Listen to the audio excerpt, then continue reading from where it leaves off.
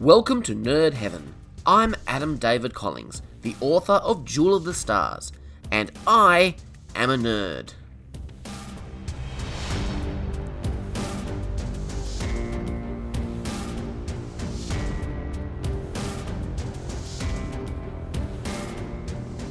This is episode 25 of the podcast.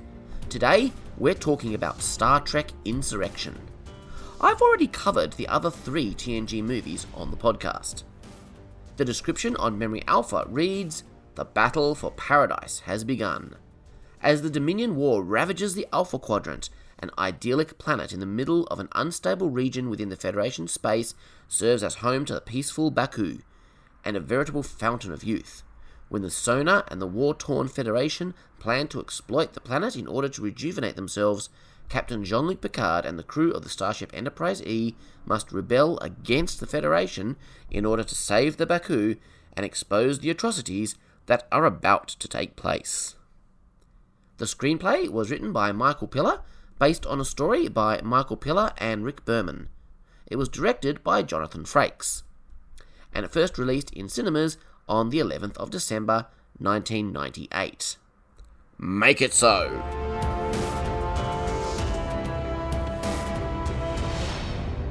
This movie shows the title card and then jumps straight to footage, showing credits over the action. It's great music. First Contact still has my favourite music, but I still really enjoy the theme of this movie, and it fits with the film quite well. Also, let's appreciate the set design of this village. We get an idyllic view of primitive living. Looks lovely. And yet, constant manual labour is hard work. There's a reason people invented machines to do the mindless work so we can pursue more interesting things, which I appreciate. This sequence definitely portrays these people as happy. And then there's a sudden contrast in the music as the camera pans up to reveal the village is being watched. And then, shock of all shocks, it's Starfleet who are watching them. We've seen this before in TNG Season 3, Who Watches the Watchers. That's the first big plot idea stolen by this movie. But it works. It makes sense that this is something Starfleet would do multiple times. When we realise it's Data attacking the village, we can only assume there is something wrong with the Starfleet people. I mean, they were shot very creepily. The holographic suit is kinda cool. I like it. And while Brent Spiner's green suit is a very simple visual effect, it works for me. Michael Piller actually wrote a book about his experience writing this movie. It's an interesting read. I still haven't gone through the whole thing in detail, but what I've read has been enlightening. It's called Fade In, From Idea to Draft, The Writing of Star Trek Insurrection. It really highlights the struggles of being a writer in Hollywood. As an indie author, I only have to answer to myself.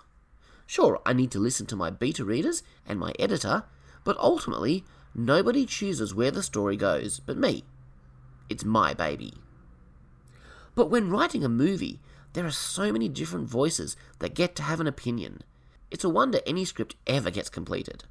So, while I may speak critically about some things in the writing of this movie, I don't want to sound like I'm coming off too hard on Piller. First of all, he was a much more experienced writer than I am. Second of all, Star Trek owes a lot to this man. He came in and revolutionised the show in Season 3. He made it good. And I think a lot of credit does belong to him. He made TNG a much more character-driven show. He shaped what Star Trek would be from here on, through DS9, Voyager, and even Enterprise, which he wasn't involved in. Our most beloved Star Trek shows wouldn't be what they are without his input. This is the first time we've seen the new dress uniforms to match the standard uniforms introduced in the last movie. I like them. I like them a lot. Picard and crew are involved in a diplomatic mission, entertaining alien representatives. And it's nice to see them engaging in this kind of thing. We haven't seen them doing diplomacy in a movie before. But are we forgetting that we're currently in the middle of the most brutal war the Federation has ever faced? They try to hand-wave this away by saying the Federation needs all the allies it can get right now, which does make sense. But why would they send their flagship, a sovereign-class vessel, to entertain these people? The Federation Diplomatic Corps is tied up with Dominion negotiations. Okay. But this isn't the hard negotiating. That appears to have already been done. This is a party. Any minor ship and crew could have done this. The Enterprise should be out there fighting for the survival of the Federation.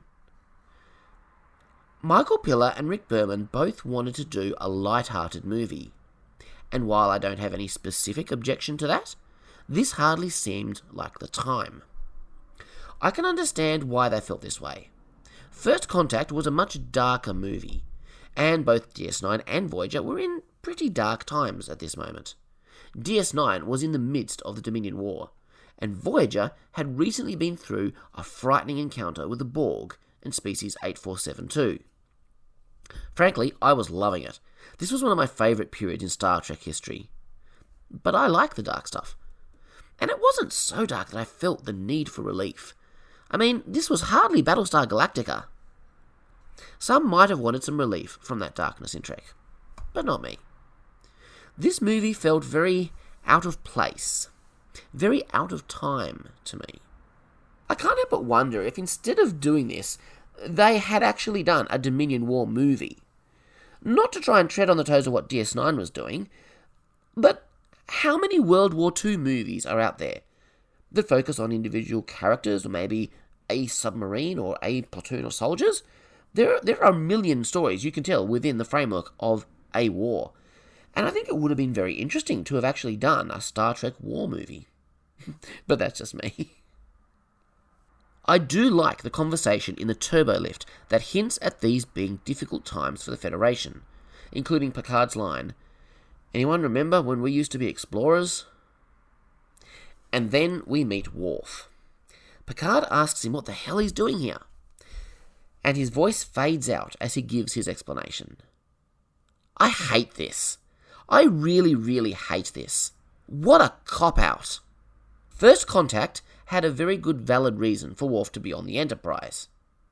Theoretically, so did Nemesis, although they mishandled that as well.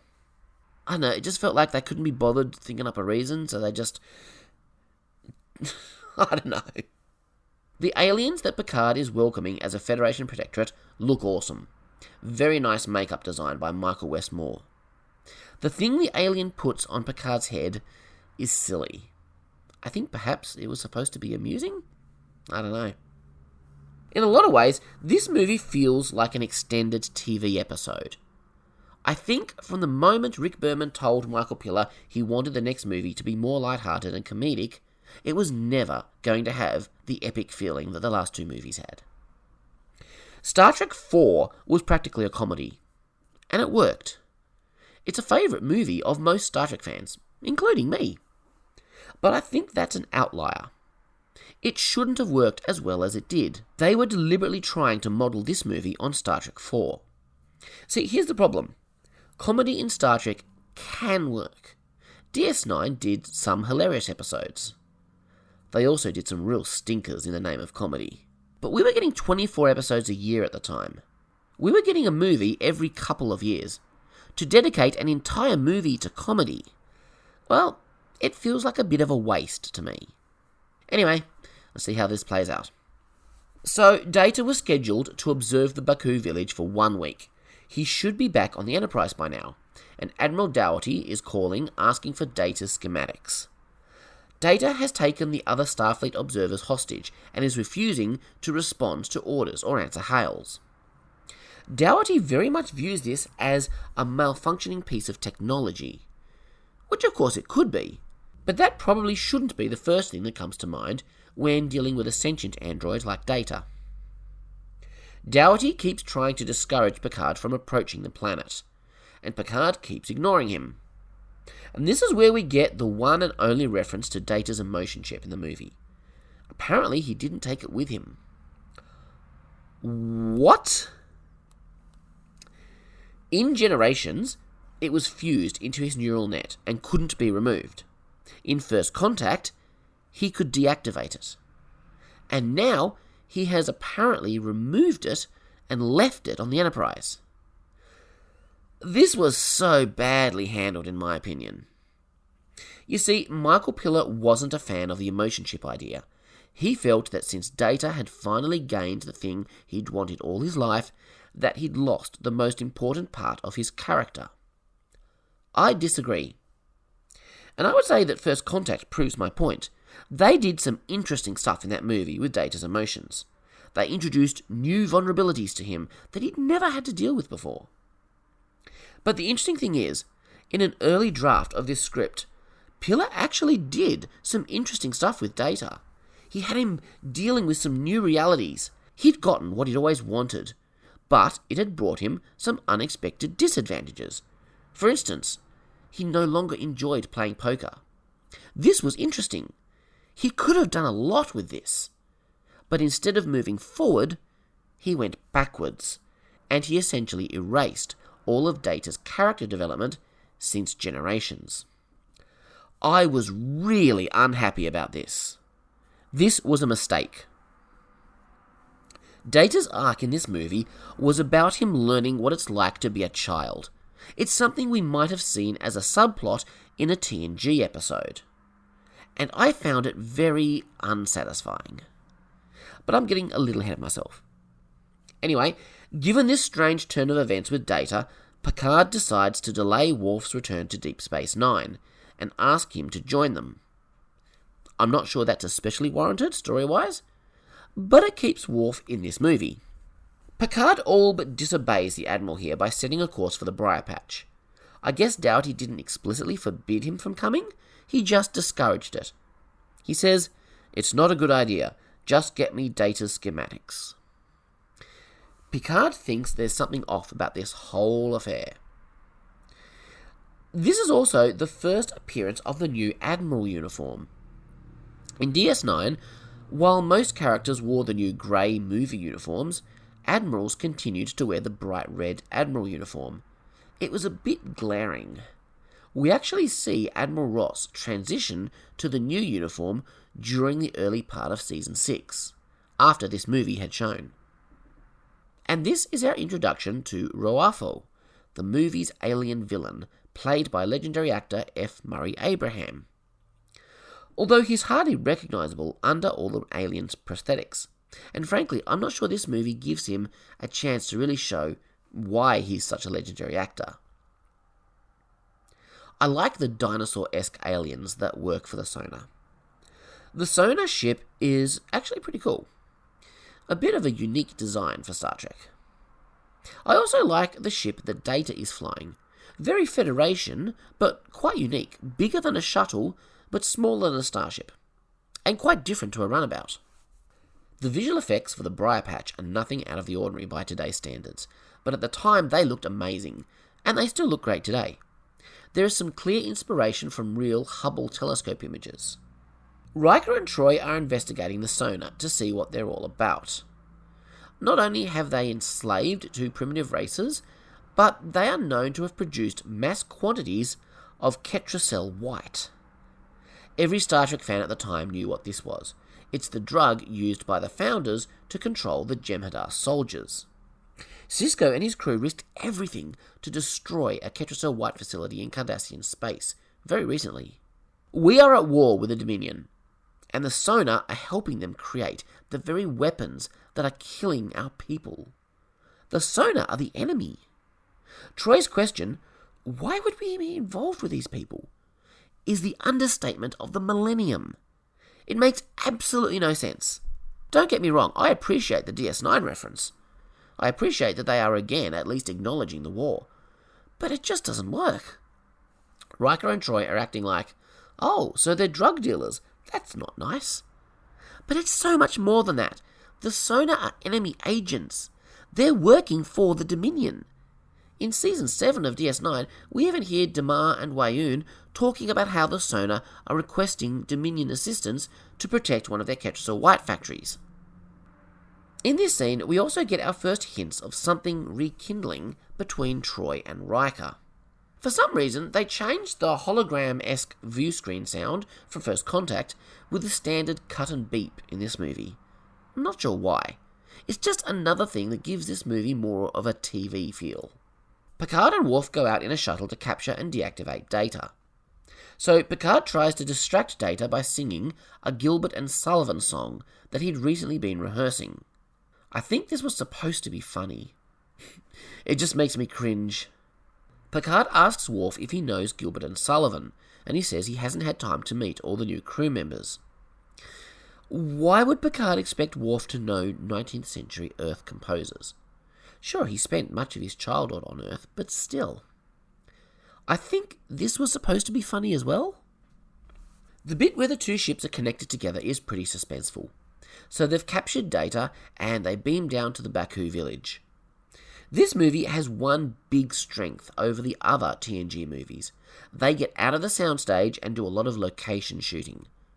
Generations had those beautiful vistas on Viridian 3, but nothing in First Contact or Nemesis can compare to the beautiful exterior shots we see in this movie.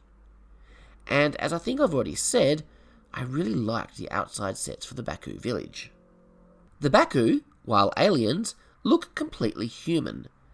This is a general weakness of Star Trek, dating back to the 60s. Back then, it was often a budgetary issue, and I guess that could still be the case even here. I read that at one point they had considered doing something to the Baku, some dots on their faces somewhere to make them look at least a little alien. It does seem a shame that in a big screen movie they had supposed aliens that just looked human. Anyway, the initial conflict wraps up pretty quick. The Starfleet crew are not hostages of the Baku, it was actually Data who wouldn't let them leave. But there's still a mystery of what Data was up to. And then we learn that the Baku are technologically advanced. They understand positronics. They once explored the galaxy with warp drive, but they have chosen not to employ their technological knowledge in their daily life. It does seem, however, that they do not wish to lose that knowledge altogether. Their leader says they believe that when you create a machine to do the work of a man, you take something away from the man. I don't agree with that statement. Dougherty now orders Picard to leave the briar patch, but apparently he's not finished here. He says he has a few loose ends to tie up, which sounds suspicious. Now Riker comes into Troy's office to flirt. It's clear that something is happening between these two. And yet, it's welcome to see them finally sorting themselves out. I think every TNG fan is now saying, "It's about time." Troy's reaction to kissing Riker with a beard for the first time was amusing. I did actually find that funny. Anyway, something about the way these two actors work together, I really feel the emotions between them. And it turns out the Sona and Dougherty were lying. They shot Data first, before he malfunctioned. Why would they do that? And then his ethical and moral subroutines just took over. Data's last memory of the mission is following some children into the hills in his isolation suit. So we beam down to the planet to try to retrace his steps. The kids have a little alien animal as a pet. By today's standards, it's not great CGI, but at the time it was pretty significant and impressive. This is the beginning of Data's relationship with the Baku boy. The boy is uncomfortable around Data, even afraid, because these people have rejected technology. As Data says, "I am the embodiment of all they have rejected." Cut back to Riker and Troy, who are sharing a bath together. Troy is shaving Riker. Apparently, they had to very carefully place soap bubbles around Troy's chest so as to maintain their intended PG rating. Data finds the lake, and it looks incredible. They found a beautiful place to film the scene, and the water with the snow-capped mountains stand in wonderfully for a paradise planet. I love it. Picard tells the boy that Data doesn't breathe, which is wrong, because it was established in Birthright Part 1, in a conversation between Data and Bashir, that he does breathe to maintain thermal control over his internal systems. Anyway, Data uncovers a cloaked ship under the lake, a Federation ship. The effects for the cloaked doors opening looked pretty cool, and this is the second major plot point stolen from a TNG episode. The ship is a giant holodeck containing a duplicate of the Baku village. It seems they planned to beam them on board during the night. The Baku wake up in a holodeck, not knowing that they aren't on their planet any longer. And so this is Worf's arc in the movie. He gets pimples. Great. We get two important pieces of information from Crusher. The sonar refused to be examined, and the Federation crew from the planet are in surprisingly good health. Better than they should be. Picard puts it together and beams down to the planet. The Baku come from a solar system where terrible wars were fought with weapons created by technology that threatened all life. They came here to escape it. They haven't aged in 300 years. There's a metaphasic radiation in the planet's rings that keeps them from aging. Now, here's a little important point that I want to talk about, the distinction between aging versus growing up. Picard kind of says to the little boy, I guess you're 73 years old. And he says, no, I'm 12. And they say, the irradiation won't start affecting him until he reaches maturity. There's a common thing in, anti-aging stories. But I think, there are two different biological processes going on here. There is the act of maturing, where an infant is born and slowly transforms into an adult. And then there's the act of deteriorating over time, where our bodies just break down and eventually stop working. We refer to both of these processes as aging. But it seems to me that they are two quite different processes. It seems that the metaphasic radiation prevents the deterioration, but it doesn't have any impact on the maturing process. I don't know, anyone out there listening a doctor? Does that make any sense, or am I just talking rubbish? Admiral Dougherty and the sonar planned to discreetly move the Baku from this planet so they can harvest the radiation for themselves. Anej explains that some young Baku are attracted to a faster pace of life, and Picard points out that those in the Federation would sell their souls to slow it down. Picard is tempted by perpetual youth, but he says some of the darkest chapters in Earth's history are the forced removal of a small group of people to satisfy the demands of a large one. This ties in with the classic Star Trek theme of the needs of the many versus the needs of the few. And there's a nice character scene between Picard and Anej, almost romantic. I don't mind the relationship between them, but ultimately it's just a romance of the week, and it will never be addressed again. I hate romances of the week. I find them a ridiculous artifact of 20th century TV. But ultimately, I, like I think a lot of others, felt that this was just a distraction from the real relationship between Picard and Crusher, which still to this day really hasn't been explored. They wanted to give Picard some romance. Fine, so use the character he already has such a connection to. All Crusher really has to do in this movie is wave a tricorder around and talk about her boobs. I'm not joking, but we'll get to that. Also, there's a nice moment with Geordi when he gets to see a sunrise for the first time. Picard gives one of his famous speeches. It's a reasonably good one. This planet is in Federation space, and the sonar have the technology to harvest the particles. That means that Starfleet and the sonar are partners in this. They need each other. There is some nuance here, though. The sonar are dying. That's why they're constantly going through horrific surgical procedures to replenish their bodies. The particles in the planet's rings could save their lives. Many of them are so far gone that the slow exposure from just living on the planet won't be enough. They'll die before it has a chance to improve their condition. These particles could also save the lives of many sick throughout the Federation. So by refusing to vacate the planet, in a sense, the Baku are condemning the sonar to death. But can you force a group of people out of their home to help the sick? And don't forget, these sick are the enemies of the Federation working with the Dominion. And is the sonar's current state natural? We'll talk a bit more about this later, after we learn a bit more about their nature. Dougherty says that we're only talking about 600 people, and Picard asks an important question. How many people does it take, Admiral, before it becomes wrong? Again, the needs of the many versus the needs of the few. So Picard is ordered to release the sonar and leave the system. There's nothing more he can do, short of outright disobeying. And so, he goes to his quarters and removes his rank pips. Now that the big secret has been uncovered, the Sonar see no need to bother with the whole holo ship anymore. They're just gonna move the Baku by force. Picard's senior crew find him getting ready to sneak off the ship. Of course, they're with him. I like the moment where Data points out the effects of the radiation could be stimulating feelings of rebelliousness common to youth in all of them, except him. To be honest, this is probably true. But that doesn't change the fact that they believe this is the right thing to do, and so does Data. But I like how they ask him for an objective opinion.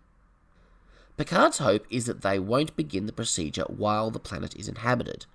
This is likely true of Dougherty, but what of the Sonar? Will they really hold back from killing the Baku if necessary? Picard says it's too easy to turn a blind eye to the suffering of a people you don't know. So Riker is going to take the Enterprise out of the briar patch to blow the lid on this whole conspiracy. The goal is to get the Baku to some caves where natural minerals will prevent them from being beamed away. Then we get a nice action scene as fighters fly down and shoot up the village. I felt that tension. Also, the Sonar transporter effect is pretty cool. There's some tension between Dougherty and the Sonar. They're willing to go a lot further than he is. He still wants to keep his support in the Federation Council, but Ruafu talks him around to taking the next step over the line. He agrees to let the Sonar ships go and intercept the Enterprise, to fire on a Starfleet ship at a Starfleet Admiral's orders. I like the scene as the Baku trek through the countryside. This gave me some Lord of the Rings vibes. So the little boy is finally starting to talk to Data, and we get the next stage of Data's arc in this movie. We've long explored his desire to be more human, but in this story, he wants to know what it's like to be a child. There's a nice little conversation between him and the kid as they discuss the constant change experienced by a child. It's a nice scene, but it feels like it belongs in a Season 3 episode, not a movie. And not at this point in Data's development. He is so far past all of this. So, the Baku have superpowers. They can slow down time. That's an astonishing thing. Or is it just the perception of time they can manipulate? But time slows down for Picard as well. So what? She's causing his brain to process information at an accelerated rate so that time appears to have slowed? Either way, that's pretty incredible. And the movie does virtually nothing with it. But I must say, the visual effects here are pretty cool, especially for the time when it was made. And then we get the weird boob scene. Data overhears Crusher and Troy talking about their boobs, and then he goes and repeats their words to Worf. It makes absolutely no sense whatsoever. Data doesn't have boobs. Worf doesn't have boobs. Data knows that Worf and himself don't have boobs. And this has got to be the record for the number of times I've ever said boobs in a podcast. I'm sorry about that. I've got no idea what I'm supposed to take away from this scene. Probably another one of those things that are meant to be funny. The drones that tag people for transport are kind of cool. Another nice little action scene. So Geordi is sitting at the helm instead of in engineering, just so that he can be in this scene. I guess he's acting first officer, so it makes sense for him to be on the bridge to exchange opinions with Riker. When things get dicey, he does go back down to engineering. So the Sonar use an illegal subspace weapon against the Enterprise. If they have this technology, I can't help but wonder why the Jem'Hadar aren't using it against the Federation and their allies. But anyway. It doesn't bother me that Riker is now sitting at the helm. They're doing a complex maneuver, and it's been well established in TNG that Riker is the best pilot on the ship. So they eject the warp core and detonate it to stop the weapon. Okay. So now they're stranded. It'll probably take them a decade to get to the nearest starbase now, unless they're towed by another ship. But at least they're still in one piece. And then we get our obligatory minor swear word that seems to have become a part of Star Trek movies since Star Trek V. Just one per movie to keep it edgy. And then Riker activates the manual steering column, which is a joystick. Okay. I don't really have an opinion on this. I mean, it seemed unnecessary and a little out of place, but whatever. All in all, the space battle was pretty weak, but the visuals of the gas were nice for their time. There's a wounded or dead sonar soldier on the ground. Not sure where it came from, since the sonar are using automated drones to tag the Baku. But Crusher learns something important by scanning his body, so I guess it's just a plot convenience. So what happens in every movie that stars a kid? They lose something, a pet or a teddy bear, and they run back to get it, which means our heroes have to go after them. Yep, that happens here too. So Picard and Anej are trapped in a cave-in. Anej is injured. They need to get through the rocks quickly so he can get her medical attention. And so now Picard has the Baku magic superpowers. The movie makes it pretty clear it's Picard who does this, not Anej. So, okay, Picard is a human and he learned how to stop time. The only explanation I can come up with for this is that it's something to do with the radiation on this planet.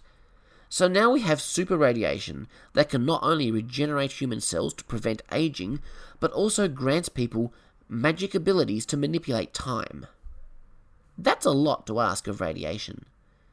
And there's a number of steps too far for me. This is the one time they actually do something meaningful to the plot with this magic power. It's never used to solve the primary story problem. It all falls a bit flat for me. But those beautiful vistas in this movie continue to impress me. It's the main thing that keeps this movie feeling cinematic. Of course, there's no reason for the drones to hover menacingly before attacking. So Picard and Anej get tagged and are beamed up to the sonar ship. Ruafu has had enough of this. If the Baku want to stay on the planet, let them. He's going to launch the injector, which will kill everyone down there. This is the one line that Doherty doesn't feel he can cross, and we'll see where this takes us in a minute. But first, Picard reveals what Crusher learned from her scan. The sonar and the Baku are the same race. Okay, so years ago, a group of young Baku wanted to live the ways of the off-worlders. They wanted technology, so instead of going off on their own, they tried to take over the colony. When they failed, they were exiled to die slowly. What this means exactly, we're not sure. We know they were young when they left the planet, so their lives haven't been extended unnaturally at this point. It seems more than just the fact that away from the planet they become mortal like the rest of us. No, I'd say their bodies became dependent on the radiation, which means that away from it their bodies deteriorate more quickly than they should. This opens up all kinds of cans of worms. First of all, it means that by removing the Baku from their planet, we'd be killing them too. It also means that the Baku condemned their rebellious children to death. This movie tries to play itself very black and white, and I do agree, obviously, that what Doherty and Rafu have been trying to do all this time is wrong. I believe some things in life are black and white, but sometimes these issues are difficult. There is more subtlety and complexity to this whole thing than I think the movie fully allows itself to explore. Doherty now realises that he's been wrong all along. This was an important moment in the movie. Gene Roddenberry always hated the idea that the Federation would be the bad guys, and Rick Berman very much carried Roddenberry's flame. It wouldn't surprise me if the last-minute redemption of Doherty was mandated by Berman. The tragedy of it all is that Doherty says it was for the Federation. It was all for the Federation. But you can't bring good out of evil, can you? So Doherty tries to stop Ruafu and fails. Ruafu kills him in a somewhat gruesome scene. The camera zooms out before it gets too bad. There's a nice little moment when we see Picard tampering with a control panel. He didn't succeed, but it shows that he wasn't just sitting on his hands in that cell. Of course, he'd been actively trying to escape. So Picard tries to talk Gulner out of it all, to make him feel guilty so he'll change his mind. It's the same thing he tried to do with Soren back in Generations, trying to sway the bad guy with his words. The twist is that this time, it works. This was a cool moment, and I wasn't really expecting it. although Golnar's discomfort with the latest development was foreshadowed. Picard has a clever plan. As long as Rafu doesn't know anything is wrong, he won't override Golnar's authorization. As long as Rafu doesn't know anything is wrong, he won't override Golnar's authorization. Data weakens their shield and then beams the bridge crew into the holoship, into a simulation of their bridge. The same trick they planned to use against the Baku. Nice one! But I'm very surprised none of the bridge crew know what it feels like to be transported with their own technology. That's a hard one for me to swallow. We see the moment it happens, there's a glow and Rafu says, "What was that?" As an audience, we don't yet understand what just happened. So Rafu deploys the collector and we get to see it in all its horror. But it's fake. Rafu notices a glitch in the holodeck, but it's too late. And we get that terrible scream. Was that meant to be reminiscent of Kirk's Khan in Star Trek 2? Now Rafu has to go directly to the collector and reactivate it. So Picard has to go on board and stop him. They technobabble away to beam Picard through the shields. And this movie continues the trend from First Contact, making Picard an action hero. This time he gets to have a shooting fight with Rafu. So this planet has helped Riker and Troy remember how they feel about each other. And that will continue on to the next film, which is great. Picard arranges a reunion between Baku Mother and Sonar Son to start the healing process. He hopes the two groups can overcome their differences. Except those Sonar who are too far gone and will shortly die from their condition, of course. But we won't talk about that because this movie is light-hearted and fun. Picard intends to continue pursuing a relationship with Anij. He says he'll use his shore leave to come back to her when he can. Of course, we'll never hear of her again. In the end, it's just another stupid romance of the week. The movie closes out with Data playing in the hay with the kid. It's time to go home now. This is the culmination of Data's arc, learning about what it is to be a child. And it falls really, really flat for me. So the crew beam back up to the ship as the TNG theme plays and the Enterprise warps off to its next adventure. It feels so much like a stock weekly TV ending. Nothing has changed in the universe, and apart from Riker and Troy, nothing has changed in our characters. I came out of the cinema, having seen this for the first time, feeling a little empty. Is that it? There was a lot of elements in this movie that I liked, and I can enjoy this film on rewatches. But it kind of missed the mark for me. But it's still light years better than what would follow it, in the form of Star Trek Nemesis.